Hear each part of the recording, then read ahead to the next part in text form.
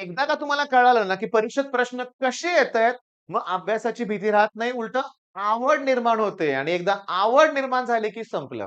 मग त्यासाठी मी तुम्हाला व्हिडिओच्या सुरुवातीला ही प्लेलिस्ट रेफर करतोय. ऑब्व्हियसली आपल्या चॅनलवर आहे. 5 व्हिडिओ आहेत. आता ज्यांनी सुरुवातीपासून आपल्याला फॉलो केलं त्यांना माहिती आहे, फर्स्ट सेमिस्टरच्या वेळेस आपण हे घेतलं होतं. पहिला व्हिडिओ 50 मिनिटाचा आहे. मग आता वेळ लागणार आहे बरं का, लक्षात घ्या. त्यामुळे तुमचा ब्रेक थोडासा मधला मोठा होणार आहे. म्हणजे हा व्हिडिओ समजा तुम्ही 1:30 बघत असाल, नेक्स्ट व्हिडिओ 3 नाही, मी 4 अपलोड करणार आहे. मी आता सांगतो कारण त्याच्यामागचं रिझन आहे, की या व्हिडिओत मी काय घेतलंय, डीके लॉ घेतलंय, मेयर्स रिलेशन घेतलंय, condition for steady interference pattern घेतलंय. ऑब्व्हियसली 5 व्हिडिओ आहेत. 5 व्हिडिओ कव्हर करायचे. मग तुम्ही मला कमेंटमध्ये पण सांगा बरं का झाल्यानंतर. म्हणजे मला नेक्स्ट व्हिडिओ मी तयार करून ठेवणार आहे. तुम्ही म्हटला ना, "सर अपलोड करा," तर करेन सुद्धा. म्हणजे ह्या व्हिडिओत मी तुम्हाला ह्याबरोबर शिकवणार सुद्धा आहे. ऑब्व्हियसली लॅम्बडा म्हणजे काय सांगा? मीन फ्री पाथ. त्यात ही कुठली टर्म आहे? एन-व्ही. ओहो, एन अपॉन व्ही. एक्सप्लेन करतो व्यवस्थित. कुणालाही विचारलं ना आयडियल गॅस इक्वेशन तर सेकंदात उत्तर येतं PV equals to NRT. Okay, PV equals to NRT. बर. नंबर ऑफ मोल्स काढायचे असतील तर नंबर ऑफ मॉलिक्युल्स तुम्हाला माहित असतील. बघा, नंबर ऑफ मॉलिक्युल्स माहित असतील तर त्याला अवॅगॅड्रोज नंबरनं डिवाइड करा, तुम्हाला नंबर ऑफ मोल्स मिळतील. हा आहे गॅस कॉन्स्टंट आणि हा आहे टी. आपण कॉन्स्टंट आहे आणि कॉन्स्टंट. कॉन्स्टंटला कॉन्स्टंटनं डिवाइड केलं की कॉन्स्टंटच मिळतो. तो आहे बोल्ट्झमन कॉन्स्टंट. ओके. तर मला एन अपॉन व्ही पाहिजे. मग त्यासाठी पी अपॉन के बी टी केलं तर मला एन अपॉन व्ही मिळालं. Cross multiplication. ओके. तर मला राहवतच नाहीये. मला एमसीक्यू घ्यायचीच आहे कारण ती 4-5 वेळा रिपीट झाले. समजा माझ्याकडे एक कंटेनर आहे. ओके. आणि या कंटेनरमध्ये जे गॅस मॉलिक्यूल आहे ते एका मॉलिक्यूलचं मास एम आहे. असे माझ्याकडे एन नंबर ऑफ मॉलिक्युल्स आहेत. कारण त्याची डेन्सिटी. डेन्सिटीचा formula mass upon volume, mass upon volume. पण मास टोटल घेतलं पाहिजे. मग टोटल मास घेण्यासाठी ह्याला एन मल्टिप्लाय केलं पाहिजे. एन अपॉन व्ही म्हणजे P upon KT. P upon KT. मग डेन्सिटीचा फॉर्म्युला काय? PM upon KT. जर तुमच्याकडे स्कोअर बुस्टर असेल, की ज्यात सुरुवातीपासूनचे प्रश्न दिलेत बरं का. आता जी नवीन पुस्तक आहेत मार्केटमध्ये त्यात 2021 च्या पुढचे क्वेश्चन्स आहेत बरं का. पण टार्गेट असेल, स्कोअर बुस्टर असेल, नवनीत असेल, त्यात ओव्हरऑल प्रश्न आहेत. मग तुमच्या लक्षात येईल 4-5 वेळा प्रश्न रिपीट झालाय. डेन्सिटीचा फॉर्म्युला पीएम अपॉन केटी. मग त्याची गरज इथे पण लागणार आहे. एन अपॉन व्ही चा फॉर्म्युला काय? P upon KB into T. इथं व्हॅल्यू पुट करू शकतोय आपण. बरोबर आहे? म्हणजे मला सांगायचंय तुम्हाला वाय लर्न ओपन करा, केटीजीचे प्रश्न ओपन करा. हा प्रश्न ऍज अ एमसीक्यू आलाय. पाठ करा 1/√2 आय डी स्क्वेअर. मला लक्षात आलं √2 पाय डी स्क्वेअर. पुढचं कोण? N upon V. त्याच्यानुसार डेन्सिटीचा formula PM upon KT. PM upon Katy.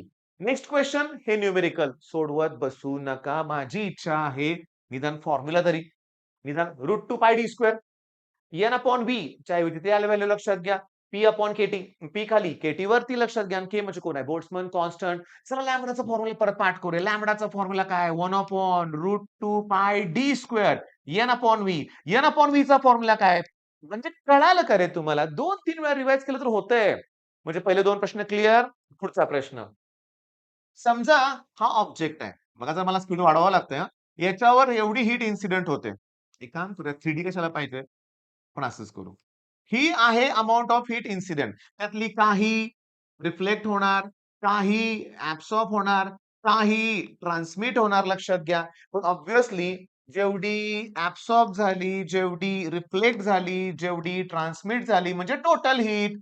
जेवढी इन्सिडेंट होती ती टोटल हीट. त्याला प्रत्येकाला जर मी क्यू न डिव्हाईड केलं तर QA upon Q plus QR upon Q plus QT upon Q equals to 1 येणार. आता 3 डेफिनेशन्स करायच्यात आपल्याला. Ratio of heat absorbed by a substance to the total amount of heat incident on it is known as coefficient of absorption. It is the ratio of heat reflected, amount of heat reflected to the total heat incident, coefficient of reflection. जेवढी heat transmit होते upon total म्हणजे coefficient of transmission. Okay. आता असे काही substance असतात ज्यातून heat transmit होत नाही. मग टी इक्वल टू 0. असे काही सबस्टन्स असतात की टोटल सगळी हीट ऍब्सॉर्ब करतायत. ए इक्वल्स टू 1 येणार आहे. बरोबर आहे. मग आता इथं किती प्रश्न झाले आपले? Show that A equals to A plus R plus T equal to 1 हे पण प्रूफ विचारतील. पण पुस्तक उघडा, पुस्तकामध्ये याच्यावर बेस एक MCQ आहे, ती मला घ्यायची आहे. लक्ष द्या. बघा, बघा मी आता कट करत नाही बरं का. चौथी MCQ बघा. H व्हॅल्यू 0.72 दिलेत.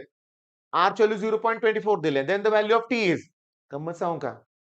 हे ह्या ज्या एमसीक्यूज आहेत ना, बघा पहिली एमसीक्यू बघा. √2π तुमच्या लक्षात आलं का? मीन फ्री पाथ तुमचा समजून घेण्याचा प्रयत्न करा बरं का. फॉर याच्यावर ट्विस्ट दिसते म्हणजे मला सांगायचं काय की पुस्तकातल्याच एमसीक्यूज येत आहेत लक्षात घ्या. पुस्तकातल्याच एमसीक्यूज येत आहेत माझ्यावर बेस एमसीक्यू आहे, न्यूमेरिकल आहे लक्षात घ्या. नेक्स्ट क्वेश्चन जो करायचा तुम्हाला मी सांगितलं लक्षात घ्या. बघा डायअथर्मनस सबस्टन्स. थोडासा कलर चेंज करतो. डायअथर्मनस सबस्टन्स म्हणजे याच्यामध्ये तुम्हाला मी सांगतो क्लिअरली बरं का. अथर्मनस सबस्टन्स आणि डायअथर्मनस सबस्टन्स ठीक आहे. Do not transmit heat radiation म्हणलं की अथर्मनस. ओके, ज्यातून हीट रेडिएशन ट्रान्सफर होत नाहीये पण ज्यातून पास होतात substance to which heat radiation can pass तो डायअथर्मनस आहे. Okay, ABCD ABCD. Okay, can pass diathermanous आणि पास होत नसेल तर अथर्मनस सबस्टन्स. म्हणजे इथं तुम्हाला त्याचे एक्झाम्पल्स करायचे आहेत. इथं तुम्हाला काय करायचे त्याचे एक्झाम्पल्स करायचे आहेत.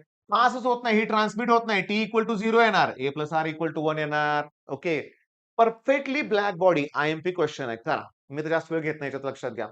रेशो ऑफ बघा ही emissive power of the ordinary body to the emissive power of the perfectly black body म्हणजे याला इमिसिव्ह पॉवर म्हणायचं किंवा इमिसिव्हिटी. त्याच्यानंतर तुम्हाला हा जो प्रश्न आहे त्या 50 मिनिटाच्या व्हिडिओत घेतलंय, प्रूफ घेतलंय याचं. डीके लॉचं, किर्चॉफ लॉचं, मेयर्स रिलेशन घेतलंय, मॅलस लॉ त्याच्यात घेतलंय. सगळं घेतलंय. ते 5 व्हिडिओ म्हटले की तुमचा कॉन्फिडन्स एवढा वाढणार आहे की विचारूच नका. फक्त मला नाही वाटत तुमचं होईल लवकर म्हणून बरं का लक्षात घ्या. म्हणजे करायचंय की बाळांनो, नाही असं नाहीये. पण 4च्या ऐवजी 4.5 पण चालेल आपल्याला व्हिडिओ अपलोड करायला हे सांगतो. पण ते परफेक्ट करा. बरं. Coefficient of absorption equals to coefficient of emission. Kirchhoff's law of radiation आहे. त्याच्यानंतर वेन्स डिस्प्लेसमेंट लॉ आहे. हे दोन्हीही लॉ वेन्स डिस्प्लेसमेंट लॉ आपल्या लॉच्या ह्याच्यामध्ये आहे लिस्टमध्ये बरं का. त्याच्यानंतर स्टीफन बोल्ट्झमन लॉ हेही आपल्याला प्लेलिस्ट मध्ये करायचं आहे. 17 मिनिटाचा सगळ्यात मोठा व्हिडिओ आहे. प्लेलिस्ट कुठे आहे? जशी मगाची प्लेलिस्ट मी दाखवली तशी आपल्या चॅनलच्या प्लेलिस्ट मध्ये जाऊन शोधा लॉज. ओके, मग आता एवढं तुम्हाला करायचं आहे. व्हिडिओ झाला 10 मिनिटाचा. काम झाले तास 2 तासाचं लक्षात घ्या. पण करायचंय ना. तिथं तर मी खूप छान शिकवलंय लक्षात घ्या. म्हणजे इथं मी शिकवत नाहीये मी मान्य करतोय. तुम्हाला मी सांगतोय काय करायचंय ते. पण 50 मिनिटाचा व्हिडिओ लाईव्ह नाहीये. शिकवलंय. मेयर्स रिलेशन 2-3 वेळा करून घेतलं परत लक्षात. म्हणजे तुम्ही ते 50 मिनिटं वेळ द्या. पुढचे व्हिडिओ छोटे आहेत त्यातले. पहिलेच 50 मिनिटाचा आहे. तर 20-22 मिनिटाचा, 10-15 मिनिटाचा असे छोटे-छोटे व्हिडिओ आहेत. सेमिस्टरच्या तयारीच्या वेळेस घेतलं होतं ते. त्यामुळे ज्यांनी त्यावेळेस बघितलं होतं त्यांना आता बघितलं पुन्हा लगेच रिवाइज होणार आहे. बरं एकंदरीत पुन्हा रिक्वेस्ट करतो चॅनलला सबस्क्राईब केलं नाही तुम्ही अजून. हजारो व्ह्यूज होतायत. त्यातले 50 नाही 58% नॉन सबस्क्रायबर आहेत म्हणूया आपण. निदान 42% सबस्क्रायबर बघतायत चांगली गोष्ट आहे. पण 58% मोठा आकडा आहे. मग 1000 असतील तर 500 लोक असे आहेत की माझे त्यांनी सबस्क्राईब केलं तर जागेवर माझे 500 सबस्क्रायबर वाढतील. ओके, रिक्वेस्ट करतोय. करा सबस्क्राईब, व्हिडिओ लाईक, शेअर नक्की करा आणि केटीजी फिनिश करा. म्हणजे केटीजी मध्ये लॉज भरपूर आहेत, डेफिनेशन आहेत. ओके, प्रूफ 2-3 सोपे आहेत आणि टॉपिक एवढा अवघड नाहीये. बरं याच्यातला मी तुम्हाला सांगतो आता pressure equals to 1/3 rho V bar square याचा प्रूफ 4 मार्काचं आहे. त्यासाठी मी तुम्हाला संघर्ष विजन बॅच मध्ये जावा तुम्ही. ओके, विजन बॅचच्या संघर्ष बॅचच्या फोल्डर मध्ये जावा. संघर्ष मध्ये तुम्ही फिजिक्स मध्ये जावा. फिजिक्स मध्ये तुम्ही केटीजी मध्ये जावा. त्यातला एक व्हिडिओ फ्री आहे तो बघा. तो प्रेशरचं एक्सप्रेशन आहे. एकदम सोप्या स्टेप मध्ये मी घेतलंय. कसं आहे पण मी डेरिव्हेशनच्या मागे लागत नाहीये. का तुमच्या लक्षात आलं असेल? का ते आता या स्टेजला करण्यापेक्षा बाकीचे सोपे प्रश्न थोडे न्यूमेरिकल केले तर होईल बाळांनो. All the best.